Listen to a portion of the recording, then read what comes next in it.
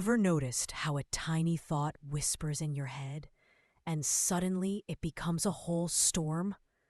One wrong emoji, one delayed text, one awkward moment, and your brain throws a full-scale meeting about it. But what if overthinking isn't your weakness? What if it's a message? You overthink because your brain wants to protect you. Strange, right? We often imagine overthinking as something messy and chaotic, but sometimes chaos comes from a place of care. Your brain takes every small detail, every tiny hint of danger, and tries to predict the future. It wants you to stay safe, prepared, and never caught off guard. Overthinking is your brain's way of saying, "I'm scared you'll get hurt again." It remembers every moment you felt embarrassed, rejected, or ignored, and it tries to stop that from happening again, even if nothing is actually wrong right now. You overthink small things because, at some point, you had to. Maybe you grew up around people whose moods changed suddenly. Maybe approval didn't come easily, so your mind learned to pick up signs. A small pause, a tone change, a delayed reply. And now, today, even as an adult, your mind still scans the world like it's a minefield. You overthink because some part of you remembers the hurt more clearly than the healing. Even if you don't think about those old moments every day, your heart carries the imprint of them. And whenever something feels familiar, you react, not to the present moment, but to the echo of the past. People who overthink usually feel deeply. You don't let things pass through you. You absorb them. You analyze them. You care about how you make others feel. You care about relationships. You care about doing things right. And deep feelers often become deep thinkers. The world sometimes tells people like you to stop caring so much, but you're not built to be indifferent. Your mind loves to explore, rewind, imagine, and question.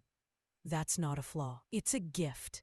It only becomes heavy when no one else. It's a gift. It only becomes heavy when no one ever taught you how to place those thoughts gently on the ground instead of carrying them all at once. You overthink small things because you desperately want control. Not because you're controlling, but because life once felt uncontrollable. You try to predict things so nothing surprises you. You replay conversations so nothing confuses you. Imagine worst-case scenarios so nothing breaks you.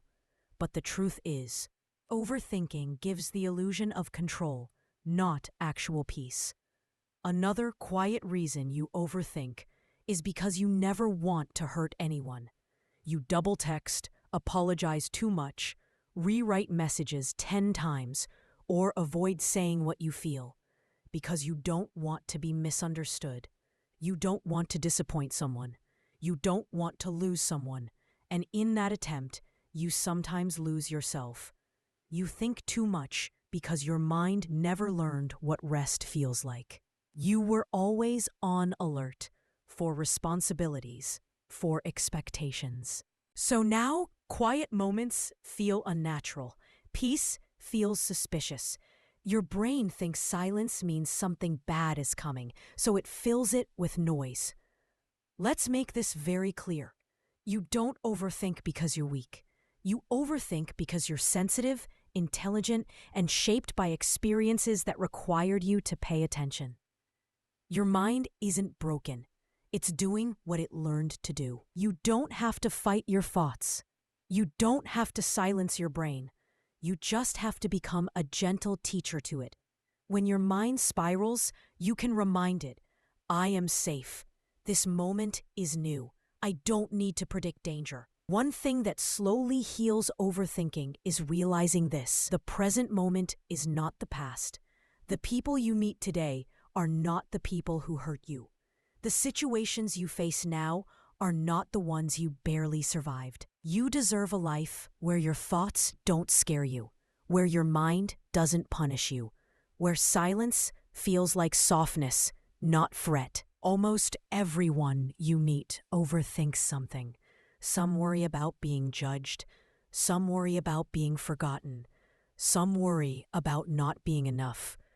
Your thoughts may feel loud, but your story is not lonely. Healing isn't about shutting off your brain.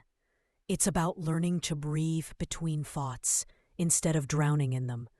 It's about pausing when your mind races. It's about believing that not every silence means danger. Not every delay means rejection. Not every mistake means disaster. You overthink every small thing because your heart has been through enough big things. But you are allowed to rest now. You are allowed to breathe. You are allowed to speak without rehearsing. You are allowed to live without predicting every outcome. And if no one has told you this today, you are not too much. Your feelings are not too loud. Your thoughts are not a burden. You're learning. You're healing. And you're doing better than you think. Your mind isn't your enemy. It's just a storyteller that needs kinder words. And you're the one who gets to teach it.